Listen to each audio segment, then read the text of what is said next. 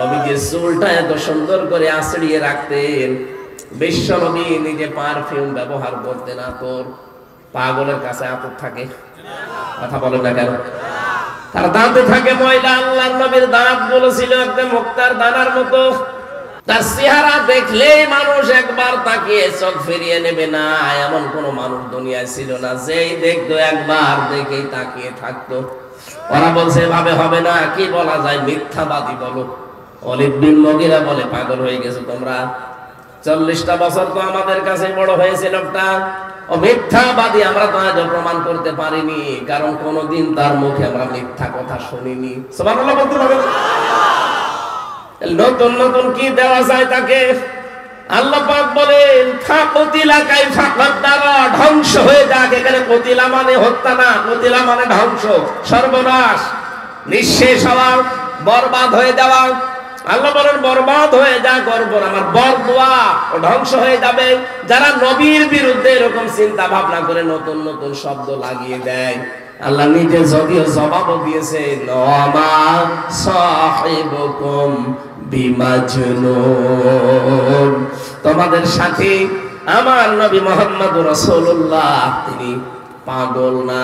কি পাগলামি দেখলে তার ভেতরে? 40 বছর তো তোমাদের কাছে বেড়ে উঠেছে, নতুন নতুন নাম এখন দাও। আরে ভাই 15.5 বছর তো আপনার সাথে আমি ছিলাম, তখন তো ধর্ম ব্যবসায়ী বললেন না, তখন তো রাজাকার বললেন না, তখন তো স্বাধীনতা বিরোধী বললেন না। হঠাৎ করে আপনার কি হয়ে গেল? আপনি ওই জালেমদের মতো আরম্ভ করেছেন। তার মানে আমরা ভালোভাবে বুঝে ফেলেছি আপনার পেছনে কোন দাদা মনে হয় কাটি দিচ্ছে। আপনার এই কিশোরগঞ্জের একজন ফৌজু পাগলা আছে, আগে ছাত্রলীগের সভাপতি ছিল, হাসিনা নমিনেশন দেয় নিয়ে জন্য লোকটা পরিবর্তন হয়ে এখন একটা দলে যোগ দিয়েছে। এখনো প্রতিদিন ছড়াচ্ছে যে আলেমরা ধর্ম ব্যবসা আরম্ভ করেছে। আল্লাহ রাব্বুল আলামিন কে দিলেন? সুম্মা কুতিলা কাইফা কদ্দারা।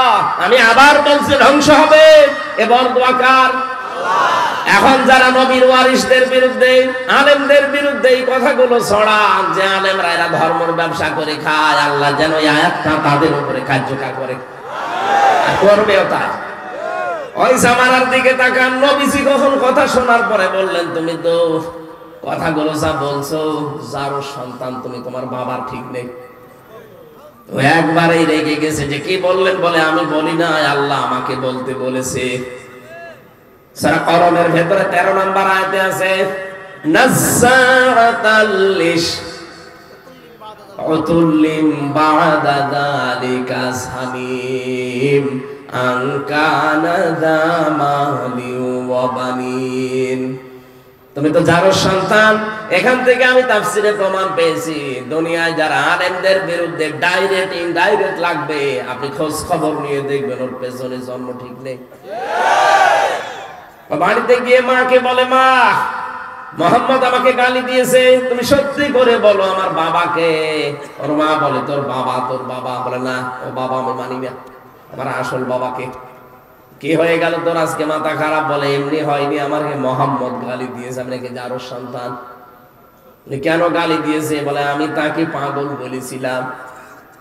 এমনি বলেনি, ওই ছেলে যা বলে তা তো ঠিকই হয়, কারণ তোর জন্ম তোর বাবা দেয়নি, দিয়েছে বাড়ির রাখাল।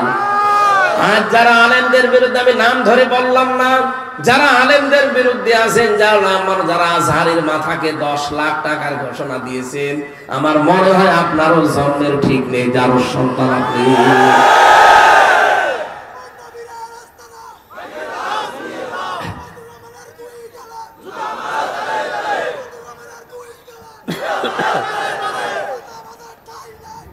আমার ভাইরা, আজ আলেমদেরকে নাম নিয়ে নিয়ে আপনি কথা বলছেন,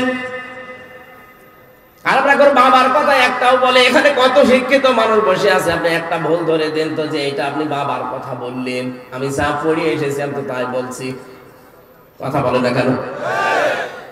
আপনার কাছে ধর্ম ব্যবসা মনে হয়? হ্যাঁ, কোরআন প্রচার করা, কোরআন প্রতিষ্ঠা করা, কোরআন প্রতিষ্ঠার আন্দোলন করা, এটা যদি ধর্ম ব্যবসা হয়, যে হ্যাঁ আমরা এইটাই ধর্ম ব্যবসা, এটা মেনে নিয়েছি। এই জন্যই তো আল্লাহ দিয়েছেন অরিলব্বিকা ফাকাব্বির, ওয়ালি রাব্বিকা ফাসবির। হে নবী, ইসলামের প্রচারে, ইসলামের প্রতিষ্ঠায় যদি ঝামেলা আসে, যদি জুলুম, অত্যাচার, নির্যাতন, উল্টাপাল্টা কথা কেউ বলে, আপনি রবের জন্য ধৈর্য ধারণ করবেন।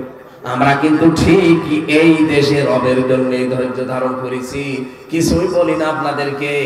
আপনারা যারা আলেমদেরকে উলট পালট নামে ডাকেন, আপনার ভেতরে যে কি আছে জনগণ কিন্তু জানে।